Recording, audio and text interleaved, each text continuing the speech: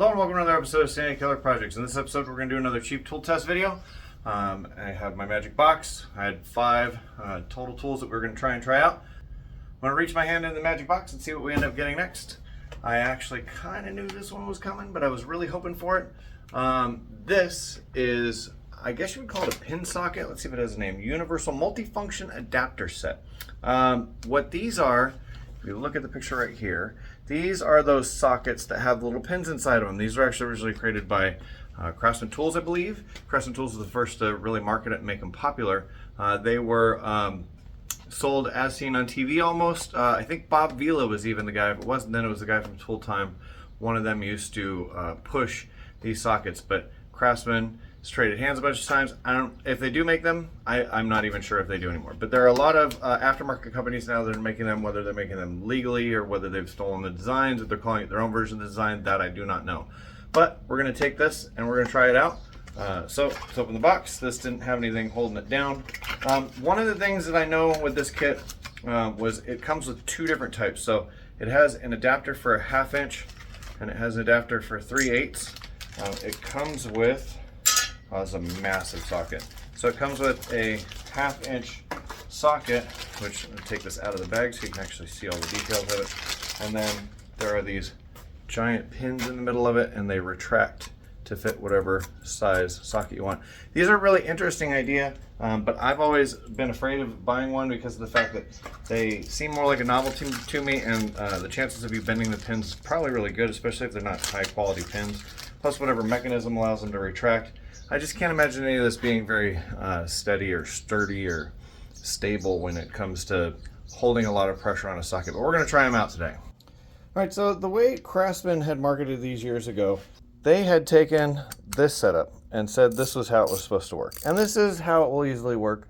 But if I'm gonna use this as a driver and I'm gonna put it into something to show how it works, it's not really the greatest setup because I'm trying to hold this and push in on the socket all at the same time. As you see, it's not doing very much damage.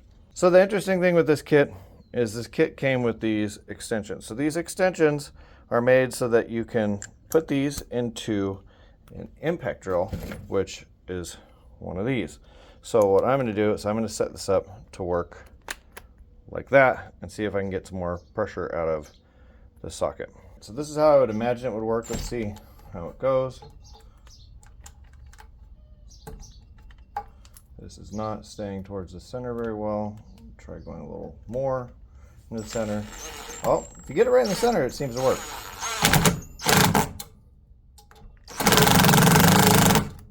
Interesting. It set it. It doesn't look like they're bent, so this seems to be still working right. Let's try another one. I got some bigger ones too. We're gonna keep trying different hardware. So this is a Phillips head with a point, so I can drill against it. Also, I'm gonna try and put it right into the center of this thing so that it doesn't push at an odd angle. And then I'm gonna push pressure against it. It didn't like that. Try again. And maybe hold it a little to get it started. Now it's started. Okay, let's see how it goes. That set that all the way down. Wow. And the socket still looks okay. Part of the gimmick of this is it's supposed to be able to set just about anything. So these are little hooks. This is a little dinky thing. I wouldn't be surprised if it snapped this thing off, but I still want to see how it works and if it works. So it doesn't like that.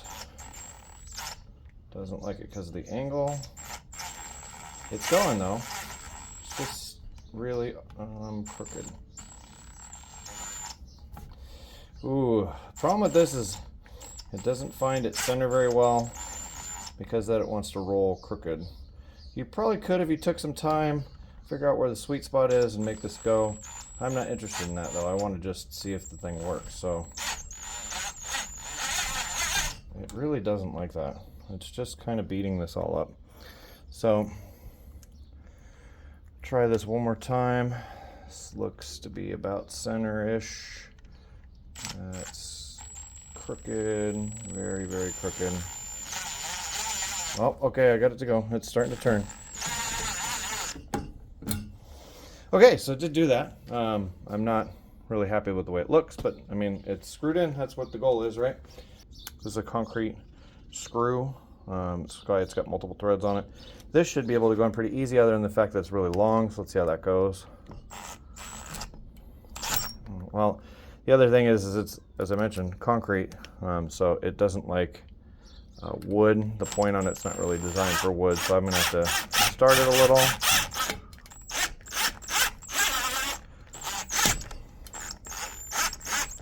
The big problem with this is exactly what it's doing right now. If you look into this socket, the socket is completely like crushed to the side. I'm trying to get a good angle so that you can see exactly what's happening here.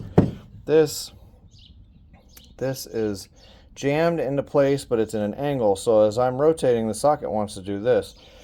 This is probably why these setups didn't really work to begin with. I always thought the pins inside of them failed and caused a bunch of issues. But I would guess if these were having problems with consumers years ago, it was because anything that gets in there at an angle like this instead of being flat, and it doesn't really lock into place super well.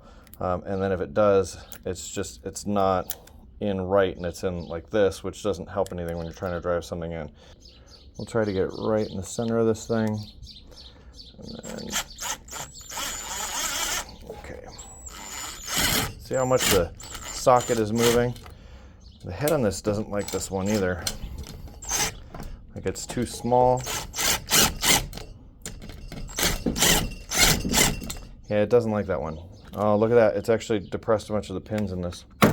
So the pins are jammed. That's why it's not working. And that's exactly what I figured would happen with these things, that the pins would end up jamming in crooked. So I've gotten the pins back out. I got one more weird hook one that I wanted to try. A little bit easier to center up, I think. Yeah, this one's much easier to get going, and it doesn't really even matter that it's crooked. And all the pins reset but one. I think I'm actually starting to get a bent pin, and I've used this literally on these 5 things. If I've already got a bent pin on this after 5 things, this is not a very good setup. I do want to try one more thing with the big one though. This is the big 1/2-inch one, chalked up into my drill. And why am I doing that? I'm doing that because I have this. I want to see if it'll drive this big bad boy into place. So I'm going to use this one that's already got a hole in it. This is from on one of the other videos. We drilled through and bolted something through it, but I'm going to use this because that'll give me a starter, place to get going. I would have pre-drilled this anyway if this had been a smaller setup. That is way scary. So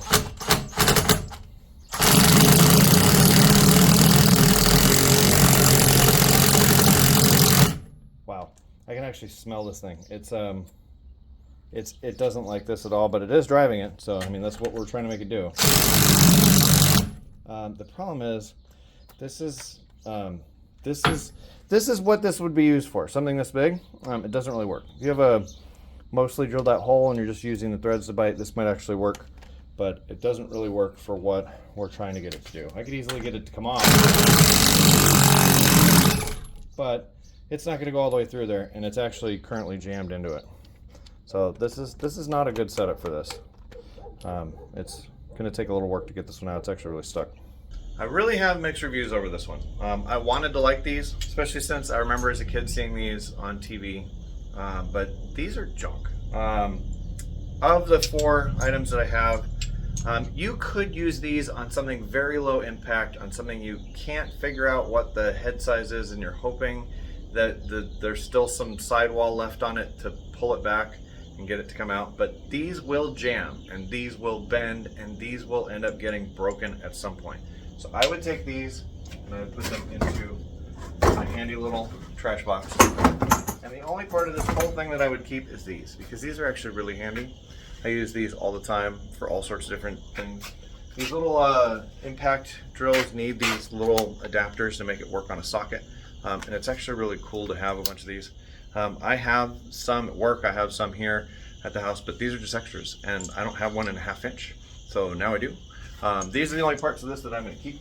The rest of this socket junk stuff is going to stay there in the trash because it's useless. I wanted to like it, but it's not any good. In this series, as I mentioned before, I have about 5 different tools that we're going to end up testing out. I got 2 more left in the box. Those will be coming up the next few weeks.